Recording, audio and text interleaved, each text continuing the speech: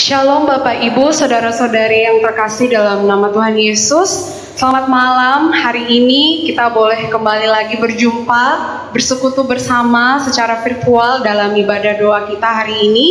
Biarlah kita terus bersukacita untuk mengikuti ibadah kali ini.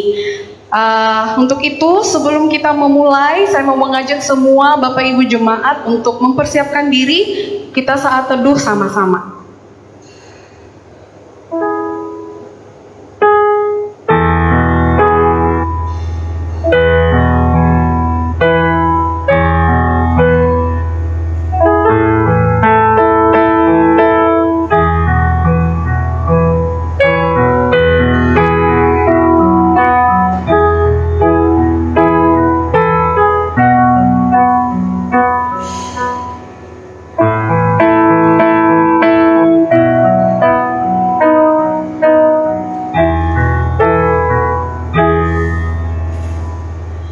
Sebagai manusia kita sering sekali menutup diri kepada Tuhan. Bahkan kita sering mengaku bahwa kita baik-baik saja.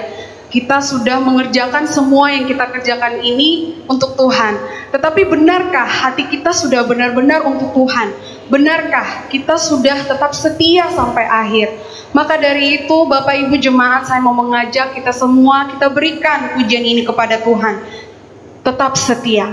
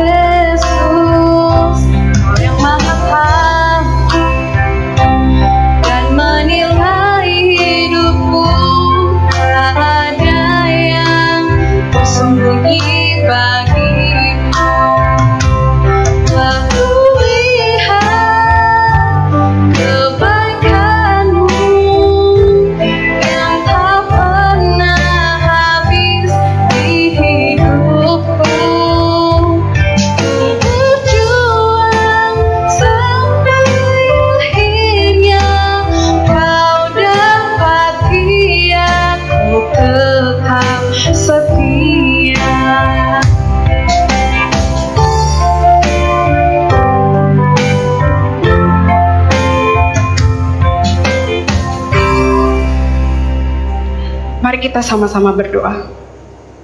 Terima kasih Tuhan untuk waktu yang telah Tuhan berikan pada kami malam hari ini. Kami sungguh bersukacita karena di malam hari ini kami boleh bersekutu bersama, merindukan Tuhan dalam setiap kehidupan kami. Biarlah ya Tuhan, segala ibadah kami, doa kami berkenan di hadapan Tuhan. Dan ibadah ini boleh selalu mempermuliakan nama Tuhan. Kami serahkan seluruhnya di dalam tangan pengasihan-Mu ya Tuhan. Hanya dalam nama Tuhan Yesus kami telah berdoa dan mengucap syukur. Amin.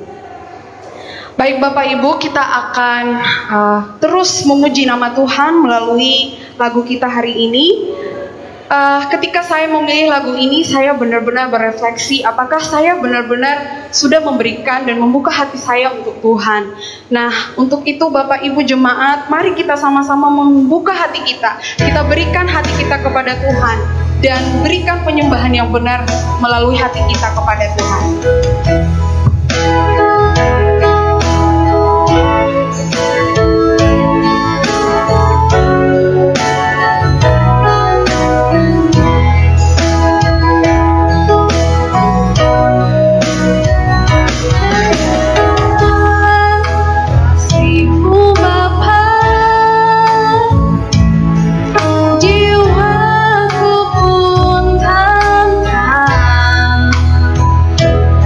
Engkau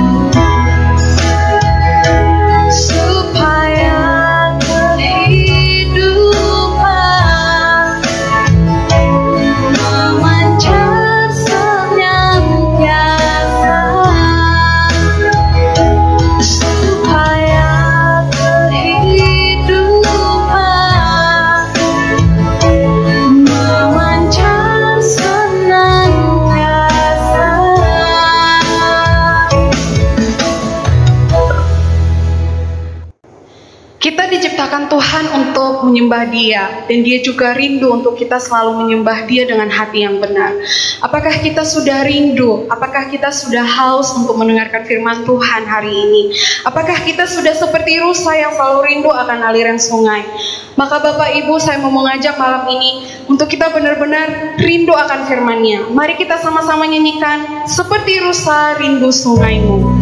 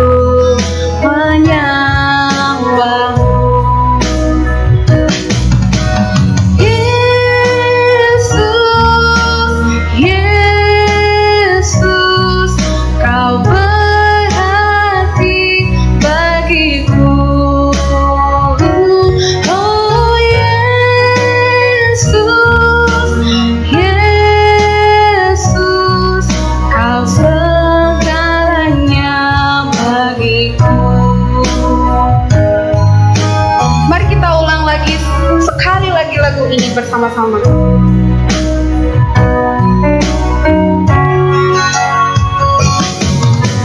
Seperti rusa rindu sungaimu, jiwaku rindu Engkau. Kaulah Tuhan hasrat hatiku, ku rindu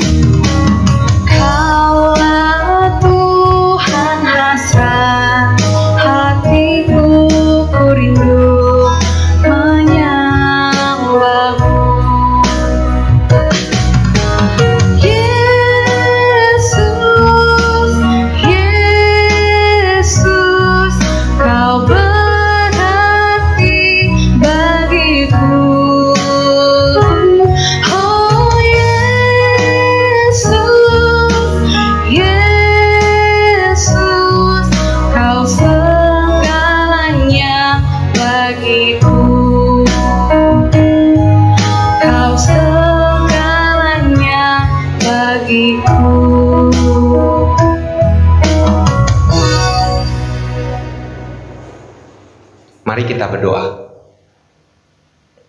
Bapa Sorgawi, kami sungguh mengucap syukur Tuhan, jikalau pada hari ini kami masih diberikan kesempatan. Anugerah Tuhan sajalah yang menyertai kami dan membuat kami rindu dan haus akan kebenaran firman Tuhan pada hari ini. Tuhan, ajar kami duduk diam dan menyiapkan hati, membuka hati untuk dilawat oleh kebenaran firman-Mu. Biarlah Roh Kudus Tuhan yang menuntun setiap kami. Kami juga berdoa ya Tuhan, untuk hamba-Mu ini yang berbicara. Engkau yang urapi supaya setiap perkataan yang keluar adalah perkataan dari-Mu saja. Terima kasih ya Tuhan, hanya di dalam nama Tuhan Yesus kami berdoa. Amin. Ya, saudara-saudara, pada hari ini tema yang saya angkat adalah bermegah di dalam Tuhan. Bermegah di dalam Tuhan dan dalam kelemahan. Ya, Oke, pada hari ini perikop yang akan kita bacakan, akan kita renungkan adalah 2 Korintus 12 ayat 1 sampai 10. 2 Korintus 12 ayat 1 sampai dengan 10. Aku harus bermegah sekalipun memang hal itu tidak ada faedahnya. Namun demikian, aku hendak memberitakan penglihatan-penglihatan dan penyataan-penyataan yang kuterima dari Tuhan. Aku tahu tentang seorang Kristen 14 tahun yang lampau, entah di dalam tubuh atau aku tidak tahu, entah di luar tubuh aku tidak tahu. Allah yang mengetahuinya, orang itu tiba-tiba diangkat ke tingkat yang ketiga dari sorga. Aku juga tidak tahu tentang orang itu, entah di dalam tubuh, entah di luar tubuh, aku tidak tahu. Allah yang mengetahuinya. Ia tiba-tiba diangkat ke Firdaus dan ia mendengar kata-kata yang tidak terkatakan, yang tidak boleh diucapkan manusia. Atas orang itu aku hendak bermegah, tetapi atas diriku sendiri aku tidak akan bermegah, selain atas kelemahan-kelemahanku. Sebab sekiranya aku hendak bermegah juga, aku bukan orang bodoh lagi, karena aku mengatakan kebenaran. Tetapi aku menahan diriku, supaya jangan ada orang yang menghitungkan kepadaku lebih daripada yang mereka lihat padaku, atau yang mereka dengar daripadaku. Dan supaya aku jangan meninggikan diri karena pernyataan-pernyataan yang luar biasa itu, maka aku diberi suatu duri di dalam dagingku, yaitu seorang utusan iblis untuk mengecoh aku, supaya aku jangan meninggikan diri. Tentang hal itu aku sudah 3 kali berseru kepada Tuhan, supaya utusan iblis itu mundur daripadaku.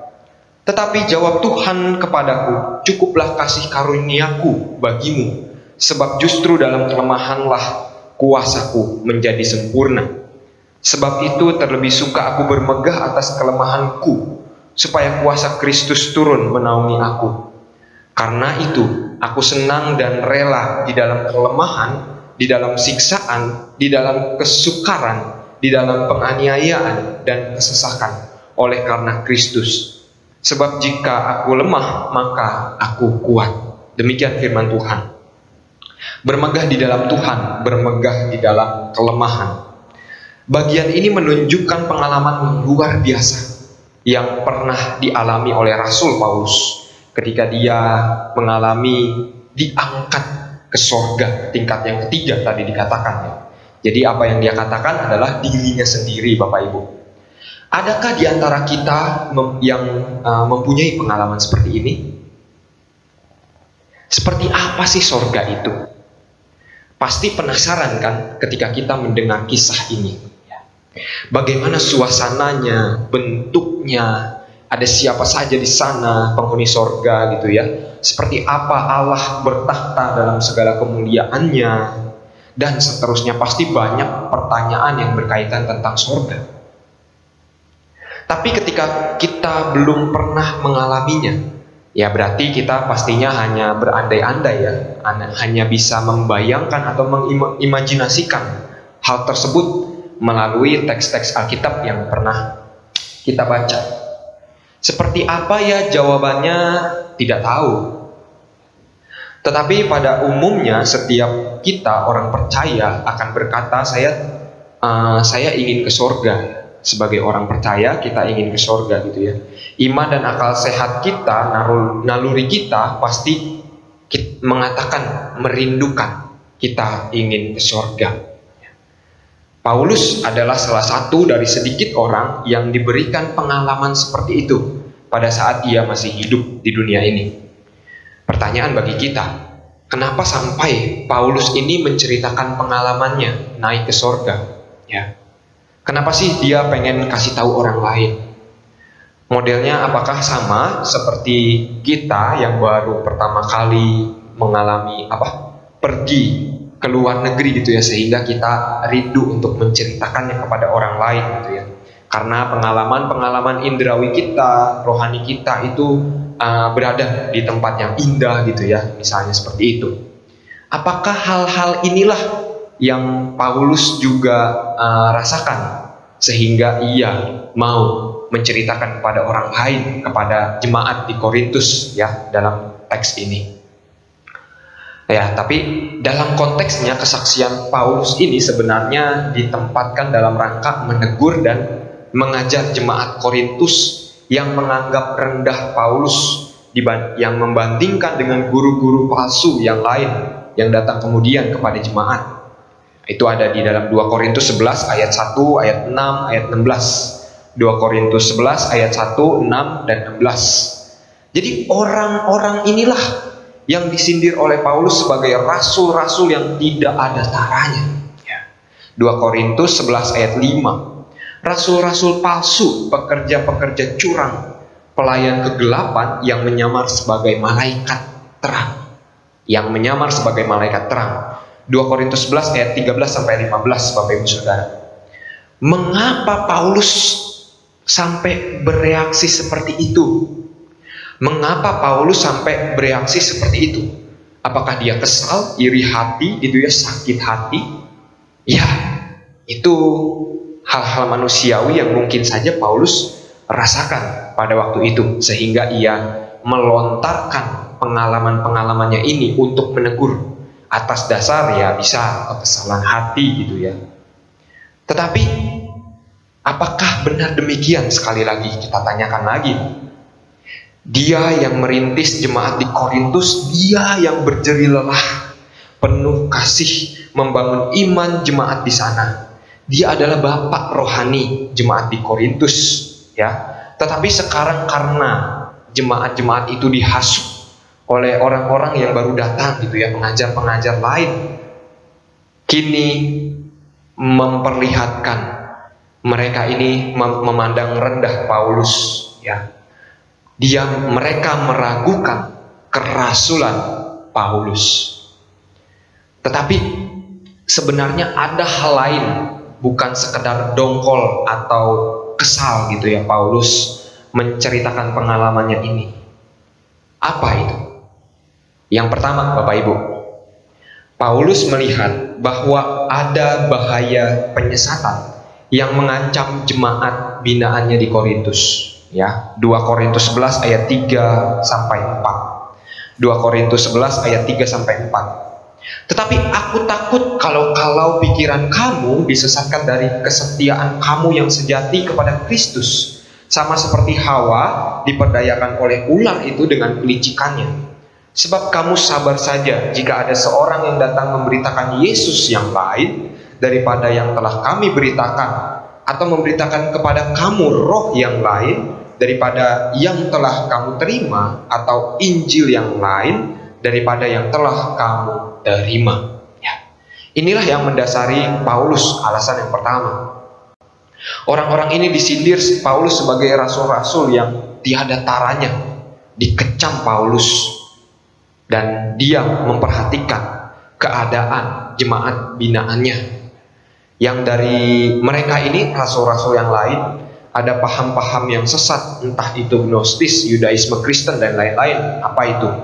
Yang jelas Paulus menegur jemaat Korintus bahwa mereka sabar saja pada hal-hal baru yang sebenarnya asing dan membahayakan terhadap iman kepada Kristus yang sejati. Yang kedua, alasannya Bapak Ibu, Paulus bereaksi keras karena dengan tegas dia mau melawan sikap kemunafikan dan kepalsuan guru-guru palsu ini. Guru-guru yang menyusup ke dalam jemaat di Korintus, yang mempesona jemaat dengan kefasihan mereka dalam berbicara dan mengajar. Ya. Yang kedua adalah ini. Mereka memanipulasi jemaat untuk keuntungan mereka pribadi. 2 Korintus 11 ayat 20. Mereka menghasut jemaat dan menuduh Paulus pengecut dan hidup secara duniawi. Pengajar-pengajar palsu ini juga suka membangga-banggakan diri sendiri, sehingga jemaat terkesan untuk mengagumi mereka.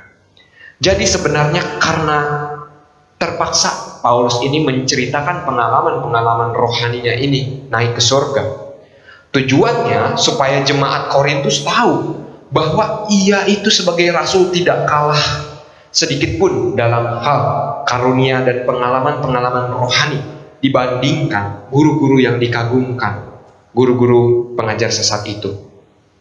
Namun hal yang menarik pada bagian ini adalah Paulus juga membagikan apa yang bertolak belakang dari pengalaman-pengalaman wah yang rohani ini, yaitu Paulus membagikan pengalaman duri di dalam daging. Pengalaman duri di dalam daging.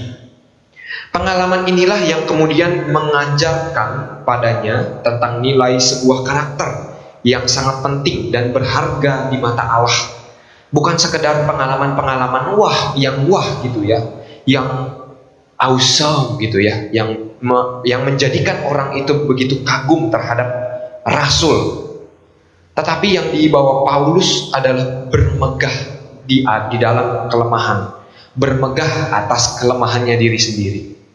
Melalui pemaparan tentang duri di dalam daging, Paulus mau memberikan pemahaman yang benar tentang kerohanian yang sejati. Tentang kerohanian yang sejati yang berlawanan dengan kerohanian yang palsu. Jujur-jujuran aja nih ya Bapak Ibu, kita sesungguhnya kan begitu gampang tertarik dengan atau dibuat kagum dengan hal-hal yang lahiriah, yang kelihatan wah gitu ya. Apa yang sedap didengar, apa yang manis di telinga, itulah yang kita pandang menjadi kehebatan, kesukaan hati kita ya. Apa yang indah dilihat mata gitu ya, itulah yang kita puja-puja pastinya. Hal ini seringkali lebih bisa diterima oleh kita ya. Hal ini seringkali lebih bisa diterima, dan inilah yang membuat orang berpikir ya ini idealnya, ya seharusnya ya ini betul pasti yang ini. Padahal belum tentu hal yang indah-indah itu adalah hal yang merupakan kebenaran atau keindahan yang sejati. Nah, dalam hal ini seperti itulah konsep berpikir jemaat Korintus terhadap rasul ya. Ukuran sebagai seorang rasul itu seharusnya idealnya seperti ini. Ya, berbicara tentang pengalaman rohani yang hebat, mempunyai karunia dalam berbicara, dalam berkhotbah, atau dalam bersaksi dan menggembalakan jemaat, fasih dalam berbicara, pengalaman rohani yang hebat. Itulah yang dianggap lebih rohani dan lebih bernilai di mata jemaat. Dalam rangka mendidik jemaat itulah Paulus menceritakan pengalamannya yang kedua ini. Pengalamannya yang ini. Suatu pengalaman yang kemudian mengajarkan kepadanya tentang nilai kerohanian yang sejati. Jadi duri di dalam daging itu ada di dalam cerita Paulus selain dia terangkat ke sorga. Mau menunjukkan bahwa bagaimana sih kerohanian sejati itu yang sebenarnya. Apa yang sebenarnya berharga di mata Allah. Pengalaman duri dalam daging ikut membentuk karakter dan sikap pelayanan Paulus menjadi seorang yang rendah hati, yang humble. Ia tabah dan kuat dalam menghadapi tekanan dalam penderitaan juga. Duri di dalam daging ini berbicara tentang sesuatu yang tidak mengenakan dalam diri Paulus. Para penafsir menyebutkan hal ini tentang penyakit jasmani, penganiayaan, kelemahan dalam berbicara, dan seorang yang terus-menerus menyusahkan Paulus. Dan lain-lain, ya, masih banyak lagi. Yang jelas, duri dalam daging adalah sesuatu yang menyiksa, mengganggu Paulus. Mengapa dikatakan demikian? Karena kita tahu bahwa Paulus adalah bukan orang yang lembek. Paulus adalah orang yang terbiasa di dalam penganiayaan, menghadapi kesulitan dan penderitaan. Maka jika Paulus sampai berseru 3 kali kepada Tuhan, ya di pasal 12 ayat yang ke-8 gitu ya, pastilah duri di dalam daging yang ia keluhkan ini adalah sesuatu yang hebat, yang benar-benar berat ditanggung oleh Paulus.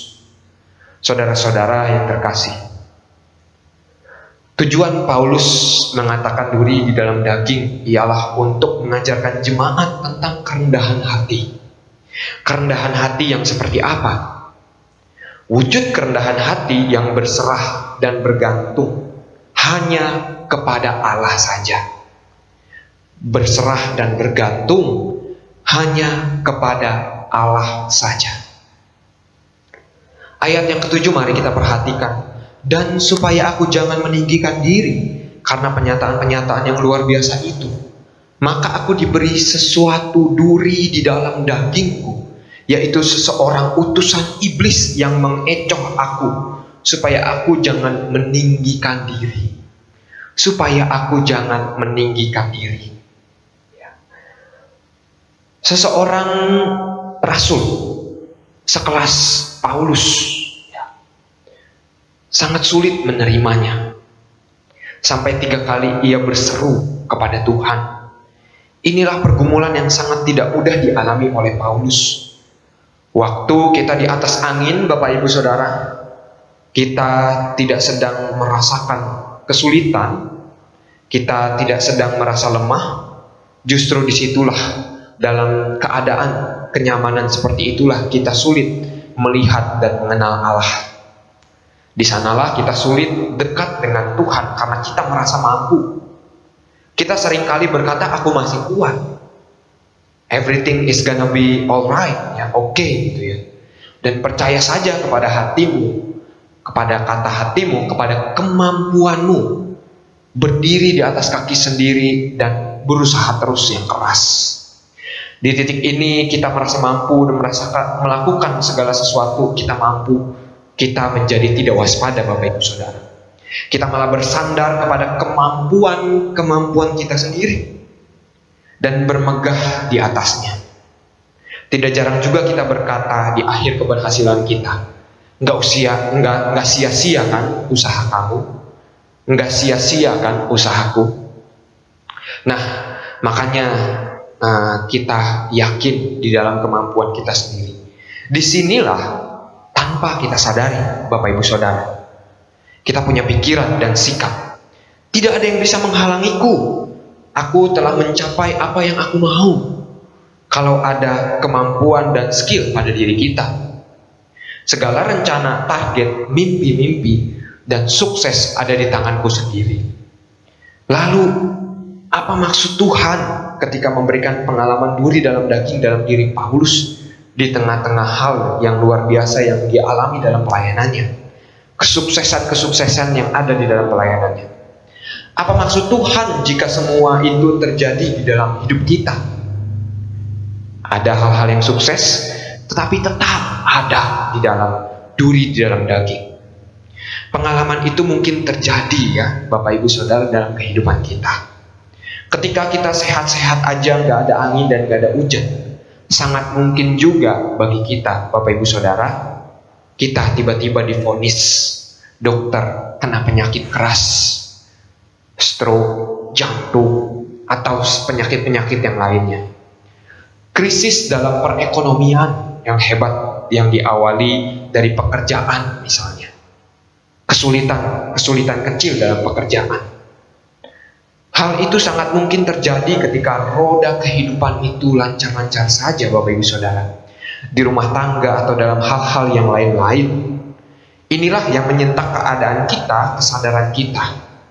Lalu kita berdoa dan berseru kepada Tuhan. Di dalam pergumulan bersamanya, kita diajak untuk kembali berbalik kepadanya. Ketika ada yang dikatakan bahwa duri di dalam daging, kita sontak kembali memandang kepada Allah. Maksud Tuhan di dalam memberikan pengalaman duri dalam daging dalam diri Paulus adalah supaya kita kembali kepada Tuhan. Kekuatan Allah sajalah yang membuat kita mampu ya. Yang sudah kita berusaha berdoa dengan tekun dan sebagainya, ternyata tidak ada pertolongan Tuhan yang datang seperti yang kita inginkan. Bagaimana dong kalau seperti ini? Bukannya Tuhan tidak peduli atau lalai terhadap kesusahan-kesesakan kita.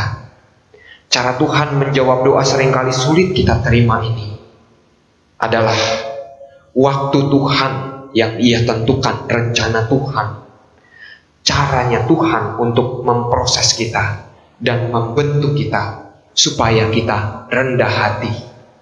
Duri di dalam daging menyadarkan kita bahwa setiap perencanaan kita, doa-doa kita tidak selalu dijawab Tuhan dengan seperti apa yang kita pikirkan. Tetapi ada cara lain. Inilah yang Tuhan mau kita memahami, yaitu supaya kita rendah hati di dalam ketidakberdayaan kita, status kita sebagai pelayan-pelayan Tuhan. Bukan kita menyombongkan diri atas hal-hal rohani yang pernah kita alami. Kita diajak kembali untuk memandang Allah, memandang ketidakberdayaan kita. Kalau semua permintaan Tuhan, kalau semua permintaan yang kita kepada Tuhan kita panjatkan itu dikabulkan, Bapak Ibu Saudara, berarti memang bisa saja kita tanpa sadar, lama-lama kelamaan kita bisa menjadi orang-orang yang sombong dan lupa diri, serta kita memamerkan, oh doa gua nih, doa saya dijawab Tuhan gitu ya. Sebenarnya kita kalau seperti itu bukan lagi bergantung kepada Allah, tetapi merasa Allah itu harus membantu dan melaksanakan apa yang kita mau dong. Jadi konsep ini yang membahayakan, membalikkan konsep yang benar, yaitu berdoa seturut kehendak Tuhan. Kadang kita sering bertanya-tanya, apa iman saya ini kurang besar sehingga doa-doa saya tidak dijawab. Lalu akhirnya kita mulai membanding-bandingkan dengan banyak kesaksian orang yang dijawab Tuhan gitu ya doanya. Seharusnya doa yang tidak dikabulkan bisa amat bermanfaat ya kita melihat lagi sejenak pada diri kita bagi pembentukan kerohanian kita. Tetapi alangkah menyedihkannya ketika kita menutup hal itu dan membanding-bandingkan dengan orang lain. Sebenarnya ini seharusnya menyadarkan kita kembali tentang otoritas Allah juga di dalam kehidupan kita, yang seharusnya kita junjung tinggi sekalipun tidak sesuai dengan ekspektasi kita, apa yang kita harapkan. Paulus sebagai rasul yang besar punya pengalaman rohani mengenal Allah yang begitu luar biasa. Dia tapi harus tetap belajar bahwa tidak setiap kali ia berdoa, di sini dikatakan 3 kali gitu ya, Tuhan pasti mengabulkan, mengangkat duri dalam daging itu. Tidak, Bapak Ibu Saudara. Tetapi dia masih ada tetap di dalam kelemahannya. Dan Tuhan menyatakan, cukup kasih karuniaku bagimu, sebab justru dalam kelemahanlah kuasaku menjadi sempurna. Bukan karena iman Paulus ini yang kurang besar, Bapak Ibu Saudara. Wah, jangan diragukan lagi dong. Rasul Paulus ini punya iman yang besar. Tetapi Allah mau supaya ia rendah hati sekali lagi di dalam pelayanannya yang begitu sukses. Menerima kehendak Tuhan yang tidak sesuai dengan harapan doanya. Sekalipun doa-doa dia adalah doa-doa yang demi pelayanan kepada Tuhan gitu ya. Nah, di sini juga kita bisa terjebak, Bapak Ibu Saudara. Kan kita sudah bertarung, berkorban demi nama Tuhan gitu ya. Saya sudah pelayanan, tetapi kok Tuhan di dalam doa-doa, apalagi doa-doa di dalam untuk mengusahakan pelayanan Tuhan, tetapi kok Tuhan tidak menjawab, memberikan pertolongan yang saya butuhkan. Nah, tanpa disadari di sini lagi-lagi kita memiliki konsep yang tidak tepat, yaitu kenapa Tuhan tidak menolong dan mendengar saya. Di sini jelas kalau begitu bahwa pembentukan karakter rohani kita harus perhatikan. Bukanlah hal yang mudah dan gampangan. Ya, seperti duri dan di dalam daging yang tidak langsung Tuhan cabut gitu ya dalam diri Paulus atau dalam diri kita. Melainkan perlu ada harga yang mahal yang seringkali menyakitkan kita survive, berjuang. Di dalam perjuangan itu kita menggantungkan diri sepenuhnya kepada Tuhan. Cukuplah kasih karuniaku bagimu, sebab justru dalam kelemahanlah kuasaku menjadi sempurna. Ya. Ayat yang ke-9 kita perhatikan. Maka kita seharusnya bersyukur kalau Paulus atau kita juga menerima pelajaran, ya, menerima pelajaran seperti ini. Paulus memberitakannya kepada kita supaya juga kita sama-sama belajar. Karena bagi Tuhan relasi kita yang benar dengannya dan karakter kitalah yang terpenting, jauh lebih berharga dari emas, perak, prestasi pelayanan, pencapaian karir, kesejahteraan finansial, keberhasilan mendapat gelar, termasuk kesembuhan dari penyakit apapun. Bahkan dalam pengalaman rohani yang luar biasa, yaitu diangkat ke sorga, ditempatkan dalam rangka Paulus ini membentuk Paulus, ya. Jadi duri dalam daging yang ditempatkan di dalam pengalaman dia naik ke sorga, ini ditempatkan dalam rangka membentuk Paulus agar memiliki karakter seperti Kristus. Belajar untuk rendah hati, menerima hal-hal yang tidak enak dan menyakitkan sebagai satu sarana kuasa Allah bekerja di dalam kehidupannya. Belajar dengan rela menjalani kesesakan, kesukaran, kesakitan yang diizinkan Tuhan. Itulah sarana untuk kita mengalami kekuatan dan kuasa Allah yang sempurna. Pada akhirnya bukanlah semata-mata kuasa Tuhan yang dinyatakan di dalam kelemahan Paulus, namun karakter Kristuslah yang muncul dalam diri Paulus sebagai suatu hasilnya. Ia menjadi rasul yang rendah hati, yang sama sekali tidak membanggakan siapa dirinya. Tetapi ia menjadi rasul yang membanggakan, bermegah di dalam Tuhan semata-mata. Siapa Tuhan yang dia layani?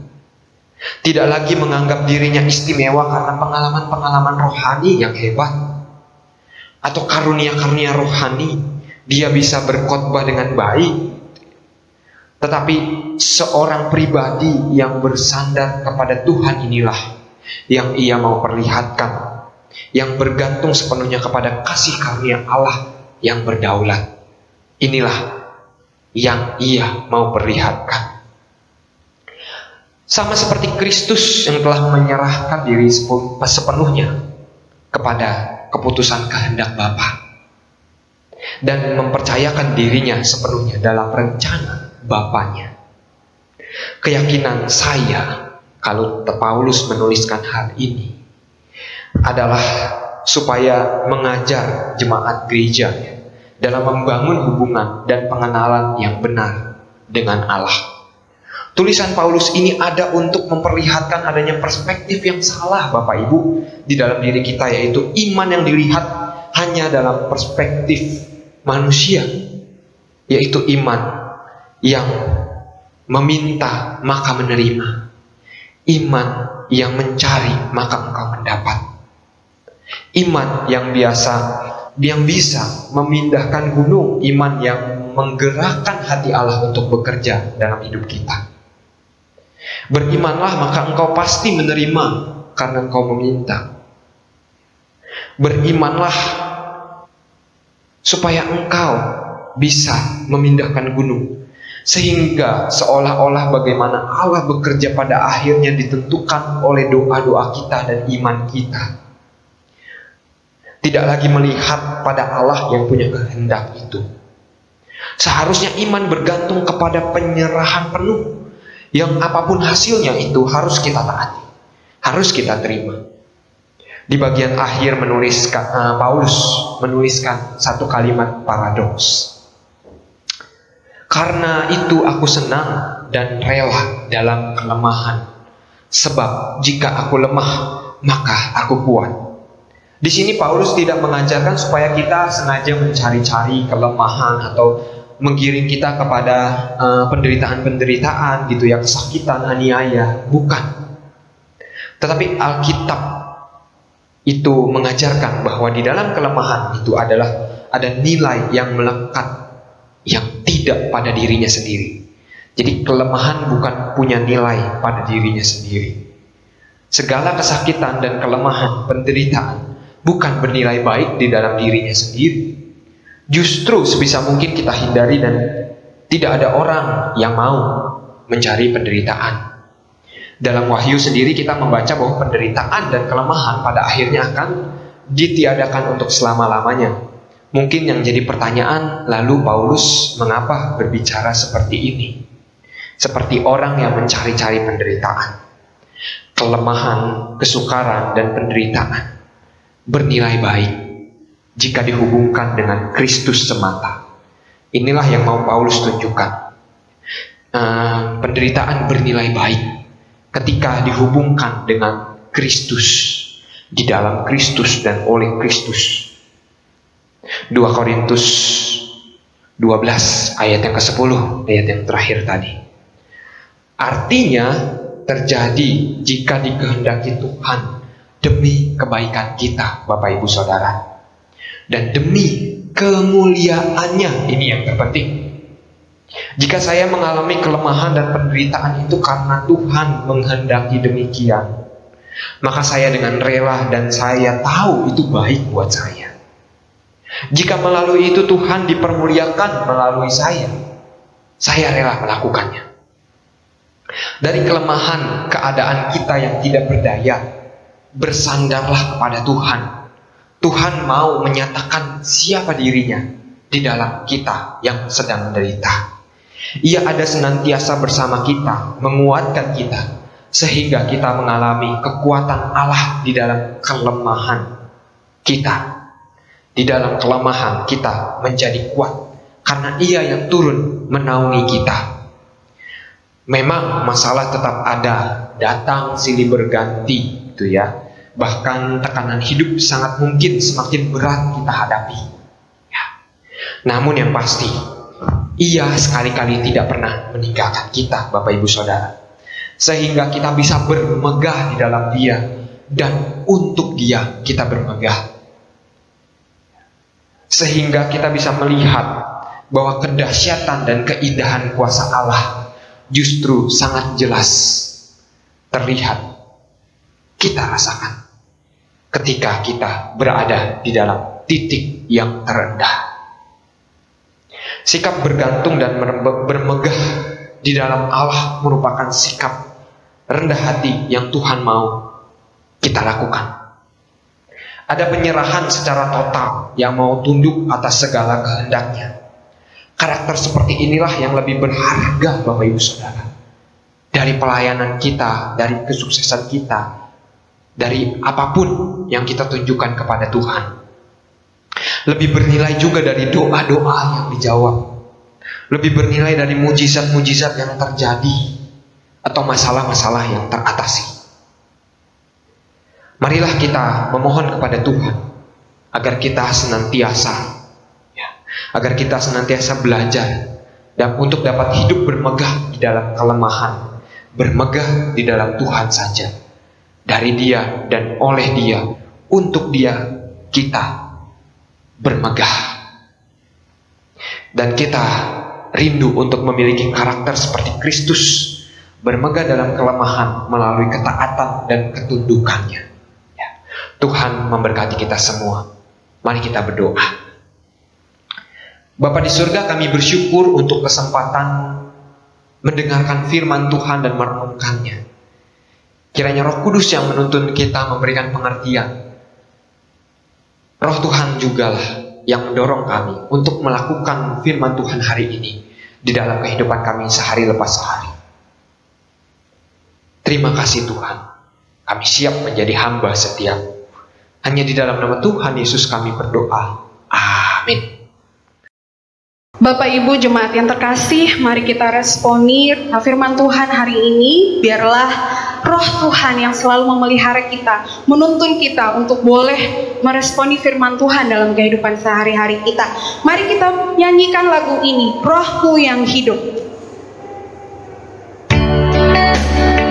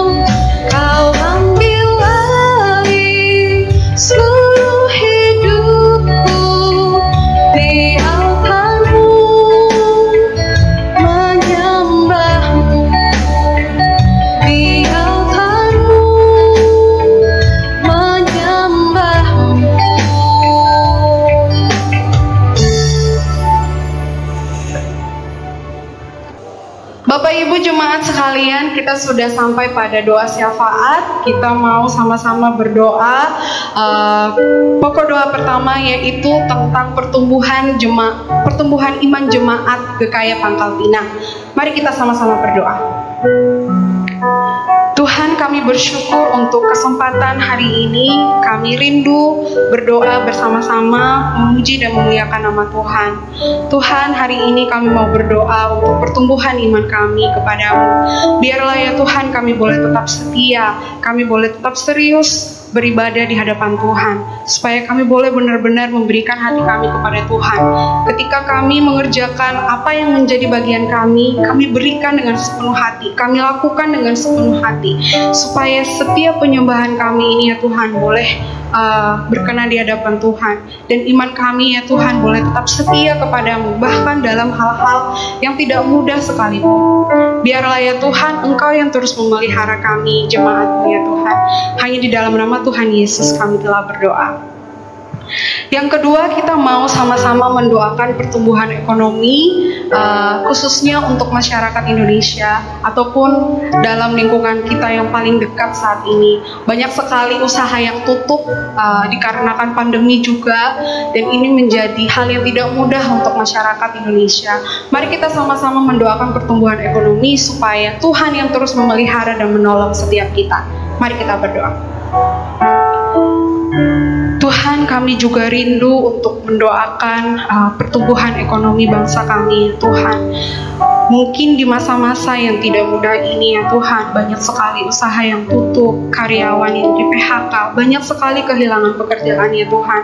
Tapi kami mau tetap berpengharapan di dalam Tuhan. Kami mau terus berharap bahwa setiap momen, setiap peristiwa yang Tuhan boleh izinkan terjadi, akan ada hal baik yang mau Tuhan singkapkan. Maka dari itu ya Tuhan, berikan kami kekuatan untuk kami boleh melewati masa-masa yang sulit ini. Berikan juga ya Tuhan pertolongan kepada setiap kami, untuk kami boleh mengerjakan apa yang menjadi bagian kami, meskipun itu tidak mudah. Biarlah pertumbuhan ekonomi bangsa kami ini semakin baik ke depannya, meskipun dalam keadaan yang sulit, meskipun dalam keadaan yang tidak mudah. Inilah doa kami ya Tuhan, hanya dalam nama Tuhan Yesus kami telah berdoa. Amin. Yang ketiga, kita mau sama-sama mendoakan pemerintah kita, dari pemerintah yang tertinggi sampai pemerintahan yang di pelosok ataupun di tempat-tempat terpencil. Kita berdoa biarlah kiranya Tuhan yang memberikan kebijaksanaan, hikmat, agar setiap pemerintah kita boleh bertanggung jawab, memimpin dengan bijaksana. Mari kita sama-sama berdoa. Tuhan, kami juga mendoakan pemerintah kami ya Tuhan, dari pemerintah yang paling tinggi sampai pemerintah-pemerintah yang melayani di tempat-tempat terpencil. Tuhan yang memberikan mereka kebijaksanaan, hikmat, agar mereka juga ya Tuhan boleh mengerjakan apa yang menjadi bagian mereka, tanggung jawab mereka dengan penuh tanggung jawab dan penuh hikmat. Tuhan yang menolong setiap apapun yang mereka kerjakan, agar setiap keputusan, setiap rencana ini ya Tuhan boleh membawa berkat bagi setiap banyak orang ataupun bangsa ini ya Tuhan. Tuhan juga yang memberikan mereka kesehatan, kekuatan, bahkan juga Tuhan damai sejahtera, karena mungkin di masa yang sulit ini mereka juga kesulitan. Mereka bergumul bagaimana ya Tuhan menyelesaikan setiap persoalan bangsa kami. Tuhan yang memberikan mereka kekuatan.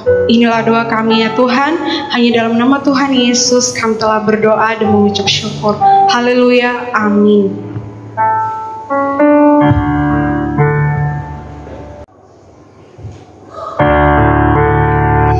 Ku buka hati untuk jamaahmu, berserah penuh di hadiratmu. Kau ambil alih seluruh hidupku, di altarmu menyembahmu, di altarmu menyembahmu. Mazmur 28. Kepadamu ya Tuhan gunung batuku, aku berseru, janganlah berdiam diri terhadap aku. dengarkanlah suara permohonanku apabila aku berteriak kepadamu minta tolong dan mengangkat tanganku ke arah tempatmu yang maha kudus. Saudara sekalian, mari kita datang di hadirat Tuhan. Mari kita berdoa untuk pergumulan pribadi kita, untuk apapun yang kita rindukan. Mari kita berdoa, masing-masing pribadi berdoa.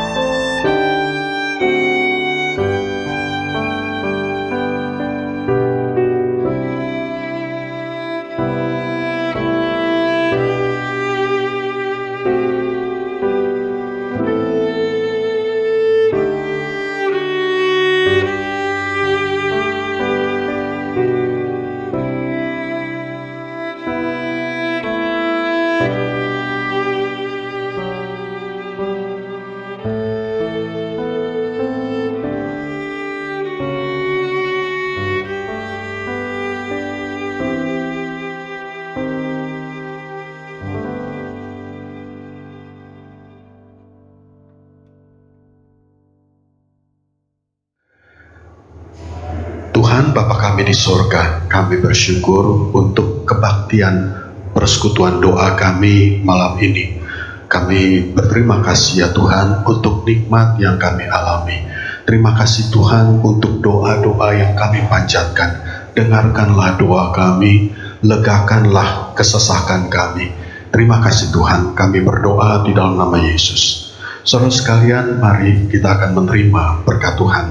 Kiranya kasih yang penuh rahmat dari Allah Bapa, Allah Anak Tuhan kita Yesus Kristus, dan Allah Roh Kudus senantiasa memberkati kehidupan kita. Allah Tritunggal senantiasa memberikan kita sukacita dan damai sejahtera mulai malam ini sampai selama-lamanya. Amin.